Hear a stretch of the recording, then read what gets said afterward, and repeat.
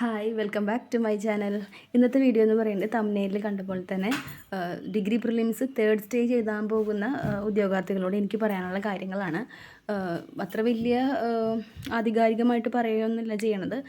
എനിക്ക് second phase ആയിരുന്നു exam. So അത് എഴുതി കഴിഞ്ഞിട്ട് എനിക്കുണ്ടായിരുന്ന കുറച്ച് ബുദ്ധിമുട്ടുകളൊക്കെ ഉണ്ടായിരുന്നു. അപ്പോൾ അങ്ങനത്തെ ഒരു ബുദ്ധിമുട്ടുകളൊന്നും തേർഡ് സ്റ്റേജ് എഴുതാൻ പോകുന്ന വ്യക്തികൾക്ക് വരരുത് എന്ന് വെച്ചുകൊണ്ട് ഞാൻ കൊടുത്തരുന്ന കുറച്ച് അഡ്വൈസുകളാണ്. ഫസ്റ്റത്തെ കാര്യം എന്ന് പറയുന്നത് ടൈം മാനേജ്മെൻറ്റാണ്.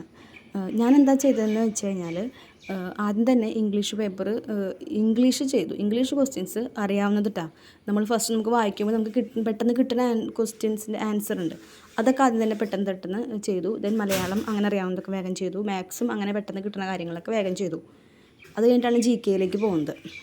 അത് കഴിഞ്ഞിട്ട് GK ഇതുപോലെ തന്നെ വായിക്കുമ്പോൾ പെട്ടെന്ന് കിട്ടുന്ന ക്വസ്റ്റ്യൻസുകളൊക്കെ അറ്റൻഡ് ചെയ്തു. ദെൻ കുറച്ചും കൂടിയും ഡീപ്പായിട്ട് വായിച്ചാലാണ് ആൻസർ കിട്ടുള്ളൂ എന്നുള്ള ക്വസ്റ്റ്യൻസ് അറ്റൻഡ് ചെയ്തതിന് ശേഷം ഓവറോൾ ഒന്ന് റൗണ്ട് അപ്പ് ചെയ്യാണ് ചെയ്യേണ്ടത്. ശരിക്കും പറഞ്ഞാൽ ഇതിനുള്ള നേരം നമുക്ക് കിട്ടണില്ല. ഇത്രത്തോളം ഇതൊക്കെ നമ്മളൊരു സ്പീഡിലാണ് ചെയ്യണത്. അല്ലാണ്ട് നമുക്കവിടെ ആലോചിച്ചിരിക്കാനുള്ള സമയം ഒട്ടുമില്ല. ഇതൊക്കെ പറയണത് നിങ്ങളെ പേടിപ്പിക്കാനോ ഒരു ടെൻഷനാക്കാനോ വേണ്ടിയിട്ടല്ല, മനസ്സിലാക്കാനാണ്. അങ്ങനെയാണ് ഇത്രയും ടൈം മാനേജ്മെൻറ്റ് എന്ന് എല്ലാവരും പറയുമ്പോൾ നമ്മളത് അത്രത്തോളം ഉൾക്കൊള്ളാൻ വേണ്ടിയിട്ടാണ് ഇങ്ങനെയൊക്കെ പറയുന്നത്. അപ്പോൾ നമ്മൾ എന്ത് ചെയ്യണമെന്ന് വെച്ചാൽ നമുക്ക് കിട്ടുന്ന സമയങ്ങളിൽ നമ്മൾ മോക്ക് എക്സാമൊക്കെ ചെയ്യുമല്ലോ. അപ്പോൾ നമ്മൾ കുറച്ചും കൂടി സ്പീഡിൽ ചെയ്യാൻ പഠിക്കുക. കുറച്ചും കൂടി സ്പീഡിൽ അത് ചെയ്യാൻ പഠിക്കുക. കുറച്ചും കൂടി സ്പീഡിൽ കണക്കൊക്കെ ചെയ്യാനായിട്ട് പഠിക്കുക. ഈ കുറച്ച് ദിവസങ്ങൾ കൂടിയേ ഉള്ളൂ ഇനി. അതുപോലെ നന്നായിട്ട് റിവൈസ് ചെയ്യുക. പഠിച്ച കാര്യങ്ങൾ തന്നെ വീണ്ടും വീണ്ടും റിവൈസ് ചെയ്യുക. കാരണം എനിക്ക് ആ എക്സാം ഹാളിൽ ഇരുന്നപ്പോൾ എനിക്ക് ഫീൽ ചെയ്ത കാര്യം, ഞാൻ കുറച്ച് കോഴ്സൊക്കെ ഞാൻ പഠിച്ചിട്ടുണ്ട്, പക്ഷേ എനിക്കത് ഓർമ്മയില്ല. കറക്കി കുത്താൻ എനിക്ക് പറ്റണില്ല. കറക്കി കുത്തി കഴിഞ്ഞാൽ ഉള്ളൊരു മാർക്ക് പോവുമോ എന്നുള്ളൊരു പേടി കൊണ്ട് കറക്കി കുത്താനും പറ്റണില്ല. സോ നമുക്ക് നന്നായിട്ട് റിവൈസ് ചെയ്യാം. പഠിച്ച കാര്യങ്ങൾ നന്നായിട്ട് തന്നെ റിവൈസ് ചെയ്യാം.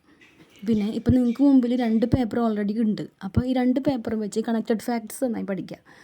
ഇപ്പം ഫസ്റ്റ് ക്വസ്റ്റ്യൻ പേപ്പറിലും സെക്കൻഡ് ക്വസ്റ്റ്യൻ പേപ്പറിലും മുസിരീസ് ആൻസർ വരുന്നൊരു ക്വസ്റ്റ്യൻ ഉണ്ടായിരുന്നു.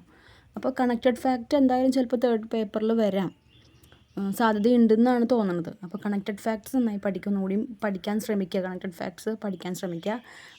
പിന്നെ മാരത്തോൺ ക്ലാസ്സുകളുണ്ട് ഇപ്പോൾ കുറേ. അങ്ങനത്തെ മാരത്തോൺ ക്ലാസ്സുകളൊന്ന് കുറച്ചൊക്കെ കാണാം. ഞാൻ ശരിക്കും ലാസ്റ്റ് സമയങ്ങളിൽ മാരത്തോൺ ക്ലാസ്സുകളാണ് കണ്ടിരുന്നത്. അതെനിക്ക് യൂസ്ഫുള്ളായിരുന്നു മാരത്തോൺ ക്ലാസ്സുകൾ. പിന്നെ അതുപോലെ മാത്സ് നന്നായിട്ട് വർക്കൗട്ട് ചെയ്യുക. മാത്സ് നന്നായിട്ട് എത്രത്തോളം ചെയ്യുമ്പോൾ അത്രത്തോളം മാത്സ് നന്നായിട്ട് വർക്കൗട്ട് ചെയ്യുക. മാത്സ് വർക്കൗട്ട് ചെയ്യാൻ പറയുമ്പോൾ ഒരു സബ്ജക്റ്റിൽ നിന്ന് വർക്കൗട്ട് ചെയ്യുകയല്ല വേണ്ടത്, ഒരു മിക്സഡ് ആയിട്ടുള്ളൊരു പൂൾ എടുത്തിട്ട് വർക്കൗട്ട് ചെയ്യുക. എല്ലാ ക്വസ്റ്റ്യൻസും ഒരു ക്വസ്റ്റ്യൻ പേപ്പർ എടുക്കാനായിരിക്കും കുറച്ചുകൂടി ബെറ്റർ. അപ്പോൾ അതിലാകുമ്പോൾ എല്ലാ വ്യത്യസ്ത പോർഷൻ എന്നുള്ള ക്വസ്റ്റ്യൻസ് ഉണ്ടാവുമല്ലോ.